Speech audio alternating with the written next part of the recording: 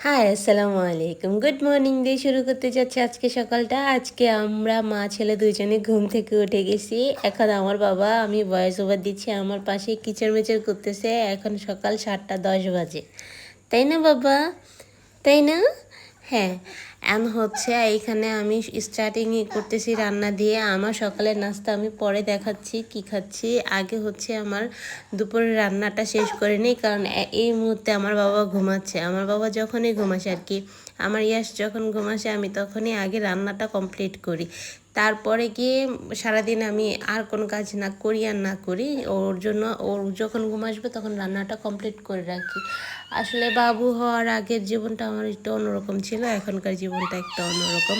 বাবু পেটে আসার পরে সবার সব রূপ সামনে এসে পড়ছে।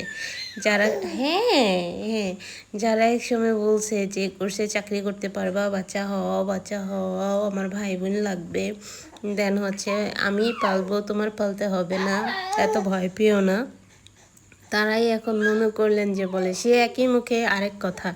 আমাদের সময় আমরাই আমাদের বাচ্চাদের পালছি। আমার শাশুড়িরা কোলেও নিয়ে দেখে নাই, তাদের টাইম মতো এসে খেয়ে গেছে। তারা কখনো কোনো দিন বলতে পারবে না আমাদের বাচ্চা পালছে। যার যার বাচ্চা তাড়াতাড়ি পালতে হয়, বুঝেন? একটা মুখ দিয়ে মানুষ কত ধরনের কথা বলে। আমার বাচ্চা কারো পালতে হবে এটা বলতেছি না। আমার ইয়াস রোহানকে আমি নিজেই মনে করলেন যে কোলে নেওয়ার টাইমই পাই না। ও সবসময় ঘুম আসে। ওর প্রশংসা যত বেশি করব কম হবে। ও অনেক অনেক স্বস্তি দেয় আমাকে। খালি সকাল 5টা বাজে ঘুম থেকে উঠে যায় আর 4টা বাজে ঘুম থেকে উঠে যায়, এই দুইটা টাইমে ওঠে ম্যাক্সিমাম টাইমে। না হয় তো ওর জন্মের পরে ও বলতে পারবে না আমাকে কখনো একটা রাত কীভাবে আর কি আমাকে অশান্তি দিছে, একটু জাগাইছে। মানুষের বাচ্চা অনেক ক্যাচের ম্যাচের করে, অনেক চিল্লাচিল্লি করে। আমার ইয়াস অনেক ঠান্ডা, অনেক ঠান্ডা সেই তুলনায়। সে জানে তার আশেপাশে যত আর কি আপনজন আছে তারা খুব ভালো মানুষ, তার মাকে অনেক বেশি স্বস্তি দিবে, তো এই জন্য সে নিজে আমাকে অনেক বেশি শান্তি আর কি শান্তির জীবন উপভোগ করতেছি। আমার একাকিত্ব লাইফে আমার বাবাটা আমার জীবনে মনে হয় সবচাইতে বড় উপহার। আমি এতদিন টাইম ওয়েস্ট করছি, ওয়েস্ট বলতে চাকরি করছি, ওইটা ওয়েস্ট বলা হবে না। চাকরি করছি এই কারণে আর কি, প্ল্যান ছিল না বাচ্চা নেওয়া। আর চাকরি করার পর যখন বিয়ে করছি তখন মনে হইলো যে প্রথম 2-3 বছর আমার কাছে একদম মনে করেন সিনেমার মতো জীবন ছিল।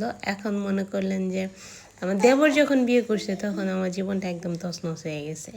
ধরেন যে তখন আমার উপর অনেক ধরনের প্রেশার আসা শুরু করে, কারণ ও হচ্ছে আমার হাজব্যান্ডের 5 বছরের ছোট, কিন্তু ও হচ্ছে তার আর্লি বেবি নিয়ে ফেলছে। অ্যান্ড আর্লি বেবি নেওয়ার কারণে আমার কথা শুনতে হয়েছে যে আমার বাচ্চা হয় না আর কি, ইমার্জেন্সি